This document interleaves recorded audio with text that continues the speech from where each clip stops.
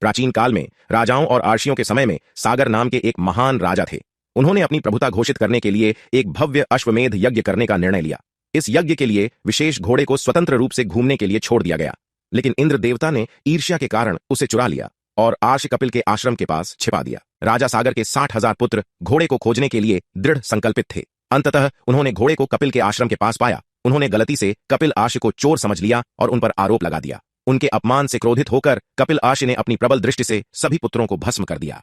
उनकी आत्माएं फंस गईं और तब तक शांति नहीं पा सकीं जब तक गंगा का पवित्र जल उन पर नहीं बहा। पीढ़ियों बाद राजा भगीरथ, सगर के एक नेक और समर्पित वंशज, ने गंगा को स्वर्ग से पृथ्वी पर लाने का संकल्प लिया ताकि उनके पूर्वजों की आत्माओं को मुक्ति मिल सके। उन्होंने कठोर तपस्या शुरू की, अनवरत ध्यान और प्रार्थना में लीन हो गए। कई वर्षों के बाद भगीरथ की प्रार्थनाओं का उत्तर मिला। ब्रह्मा, सृष्टिकर्ता देवता, प्रकट हुए और गंगा को पृथ्वी पर भेजने के लिए सहमत हो गए। लेकिन एक समस्या थी, गंगा का अवतरण इतना तीव्र होगा कि वह पृथ्वी को नष्ट कर सकता था। ब्रह्मा ने भगीरथ को शिव की सहायता लेने की सलाह दी। दृढ़ संकल्पित भगीरथ ने शिव की प्रार्थना की।